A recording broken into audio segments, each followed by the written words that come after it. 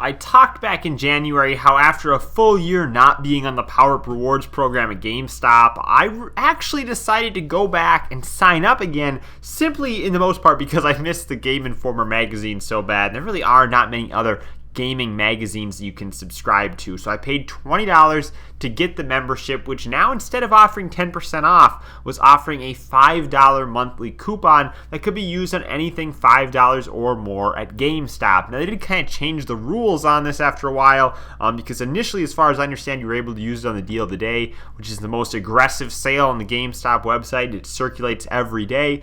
You can no longer use the certificates on that, so it kind of defeats the purpose of holding on to it to get a good deal there. But regardless, I've been able to get so far 7 different things over the course of the last 6 months for free by utilizing this membership. Now I will say, for free comes with an asterisk. There is one of these games that I spent $5 on, and I will mention that when it comes about in the list. But I think that what I got for only having paid $20 for the membership and getting the Game Informer magazine is a remarkably good deal, and one that I would recommend other people check out if they're interested in getting some of these older titles that go for lower prices. Because obviously when I was getting these games for free is because I was purchasing them for $5, and thus it was just ringing up at zero. I wasn't even paying the tax even on it. So for the first month, I actually didn't get a certificate in January. I'll get one in January of 2021. But I did get a certificate in January just for signing up, which was a $5 certificate, just like the other ones that I ended up getting each month. Then I used that on WWE 2K14, a game I talked about back late this winter, and I really enjoyed playing despite having never played a WWE game before. I really enjoyed this and would recommend anybody checking it out. I think the WWE 2K14 on the Xbox 360 is kind of like that definitive WWE game a lot of people want to go back to just because it has a lot of the historic rosters that some of the other games have hid behind microtransactions, and it's not as janky as some of the newer games like WWE 2K20 are.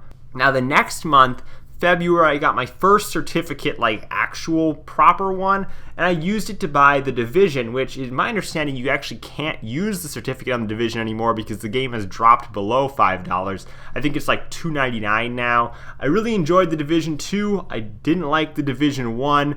It's my understanding that The Division 2 is more a game that scales better to playing in a single player way, and not playing necessarily with other people in co-op. I think that's why I enjoyed The Division 2, whereas The Division 1 was made more so to play strictly co-op, and it just felt really hard to play solo. And obviously finding other people to play The Division 1 with at this point is a little bit difficult, at least finding people that are at a similar level as me and aren't going to be severely over-leveled. So then the next month in March, this is the one time that I spent $5 at GameStop this year. So I got Call of Duty Black Ops 4 for $10 on sale, which was a good deal because I think it's like $20 now or something like that. It was just on sale temporarily, but it'll probably go on sale, I'm sure, again, especially as we approach a new Call of Duty title again in the fall. So Call of Duty Black Ops 4, got it for $10, paid $5. I hadn't played a Call of Duty game since Black Ops 3, or I did play Infinite Warfare a little bit, I suppose, but I really enjoyed that, and I think that even paying $5 for it was definitely worth it. Then moving on to April, I picked up Fallout 4, which my understanding, again, is now a $5 game, at least at the time of making this video, but at the time I got it on sale for $5. I thought that was a great deal. I wasn't a huge fan of Fallout 3, though I had played it back in the day. I was equally disappointed in Fallout 4, not because I'm sure it's a bad game, because obviously people love it, it's just not my kind of game. And then moving on to May, I picked up the Final Fantasy Type O HD remake, HD remaster of sorts. I had played the English translation of the original Final Fantasy Type O or Type 0 back in the day on the PSP, and I really could not get into this either, just simply because it felt like a mobile game as I was playing it, since I'd played the PSP English translation before. And even if you haven't, I feel like just the UI for it in general just screams mobile game. It just doesn't feel like a console game, and the graphics definitely reflect that. So I couldn't get into it despite having seriously enjoyed Final Fantasy 15. And I had kind of done some post-game stuff on Final Fantasy 15 around the time I bought this. I was like, I need to buy another Final Fantasy game, and not owning a PS4, I couldn't get Final Fantasy 7. So I gave this a shot. Final Fantasy 15 is also $5, so I'd recommend that instead. In my opinion, a significantly better game. And honestly, I think one of the best RPGs of all time. I know there's people that disagree with that, but as someone that had never played a Final Fantasy game before 15, I find it to be just a remarkable game, one of my favorites on the Xbox One. Then in June, something I haven't got around to playing quite yet, I was getting back into playing the 3DS all the time. Codename Steam was something that was developed by the folks that made Fire Emblem. As you know, if you've watched the channel lately, I got really into playing Fire Emblem and just turn-based strategy games. And I thought this would be kind of a cool take on it because it uses a lot of historic characters. I haven't got around to playing this yet, but I think it's going to be something I enjoy despite the fact that, as a first-party Nintendo game, it really didn't sell very well. I still think it's going to be something that I enjoy, and now that I have a new 2DS XL, I have that second stick, the C-Stick. The game is optimized to use the C-Stick, and most games aren't, so I think it'll be cool to be able to take advantage of that. And now for this month in July, I haven't got around to playing this yet either, but I picked up Anthem, which of course is a game they've been practically giving away for free for so long. I was able to actually get it for free since it was $5 new.